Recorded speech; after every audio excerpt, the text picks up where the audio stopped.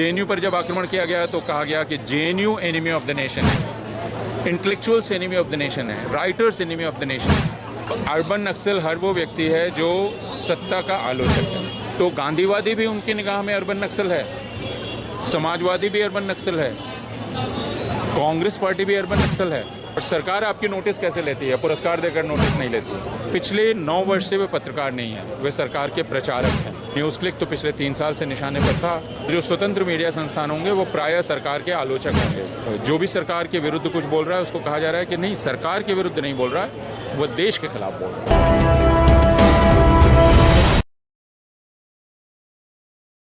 इसमें कोई दो मत ही नहीं कि मीडिया की आज़ादी पर खतरा है।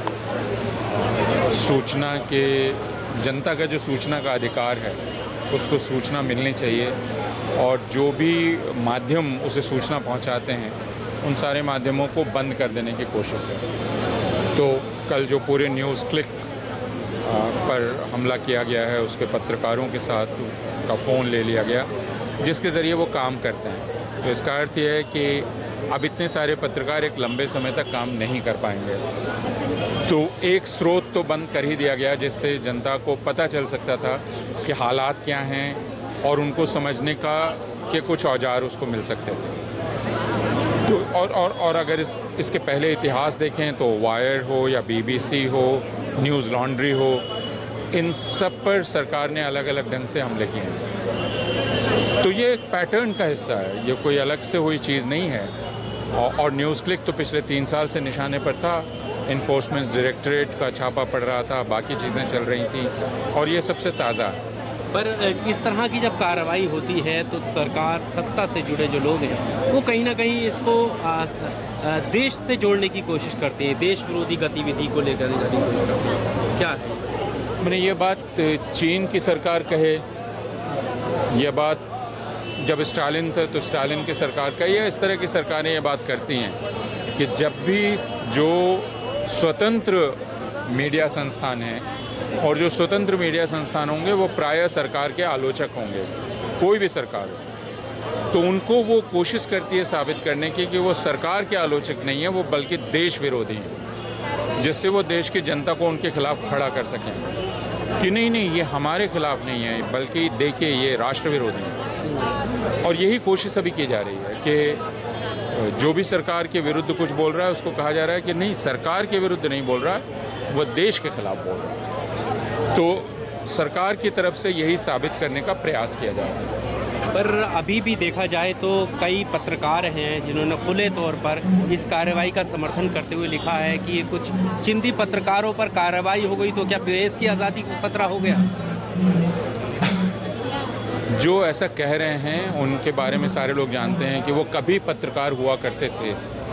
उनमें से कुछ लोग वो कभी थे अपने अतीत में, पिछले 9 वर्ष से वे पत्रकार नहीं हैं, वे सरकार के प्रचारक हैं।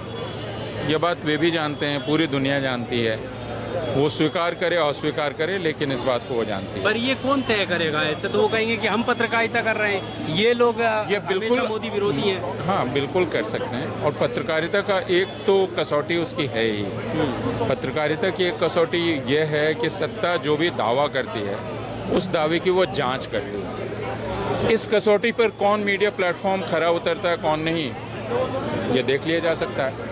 कौन सत्ता के दावे की जांच करना चाहता है और कौन नहीं करना चाहता है, मेरे लिए ये कसौटी है।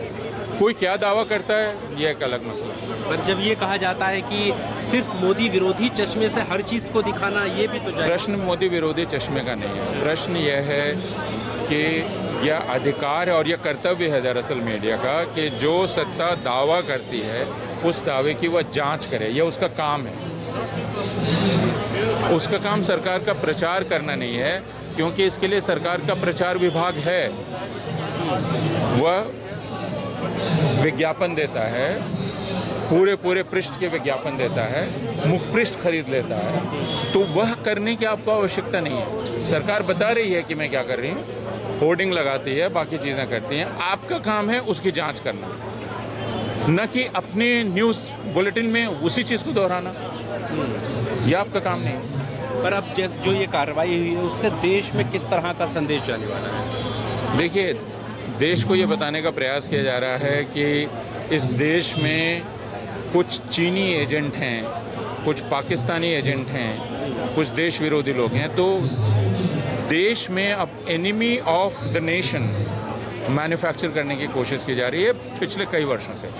जेएनयू पर जब आक्रमण किया गया तो कहा गया कि JNU enemy of the nation है, intellectuals enemy of the nation है, writers enemy of the nation है। यह कहा गया कि ये जितने एनिमी ऑफ द नेशन हैं वो खुले में छिपे हुए हैं, वो मीडिया में छिपे हुए हैं, वो फिल्मों में छिपे हुए हैं, वो यूनिवर्सिटीज़ में छिपे हुए हैं, वो दिख रहे हैं और छिपे हुए हैं, तो उनको पकड़ने की ज़रूरत है। यही काम अब किया जा रहा है। तो ये कोई बहुत नई बात नहीं है, हम 2015 से ही ये देख रहे हैं और अब एक नए दौर में ये पहुंच गया। पर इसका एक नाम और भी है, कहते हैं कि जैसे आज जो लोग सोलिडारिटी में यहाँ पर खड़े हुए हैं कि अर्बन नक्सल गैंग जो है इकट्ठा हुआ है यह बात भी जैसा मैंने कहा पिछले 8 वर्ष से कही जा रही है कि अर्बन नक्सल हर वो व्यक्ति है जो सत्ता का आलोचक है ना? भारतीय जनता पार्टी की शब्दावली में या उसकी डिक्शनरी में ये बात हर कोई जानता है। वो कहता रहे कि मैं दरअसल मार्क्सवादी नहीं हूँ, मैं दरअसल कम्युनिस्ट नहीं हूँ, तो गांधीवादी भी उनकी निगाह में अर्बन नक्सल है, समाजवादी भी अर्बन नक्सल है, कांग्रेस पार्टी भी अर्बन नक्सल है, कम्युनिस्ट तो अर्बन नक्सल हैं। तो अर्बन नक्सल हर वह व्यक्ति है जो सत्ता का आलोचक है।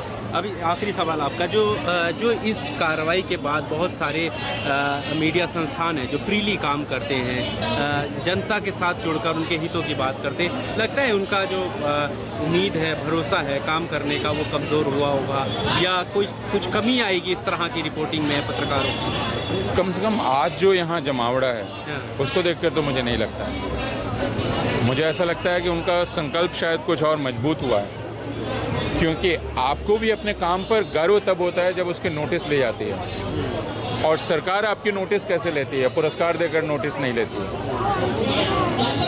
तो अभी निश्चित रूप से वे सारे लोग परेशान हैं, हैरास्ड हैं। 10 घंटे 12 घंटे का इंटरोगेशन, जेल जाना, ये सब कुछ बहुत आराम की बात नहीं है, लेकिन कहीं ना कहीं उन्हें लग रहा होगा कि हमने जो किया उसकी नोटिस ले गई और यही पुरस्कार है। तो आज भी जो इतना बड़ा जमावड़ा है ये इस बात का प्रमाण है कि लोग यही करना चाहते हैं।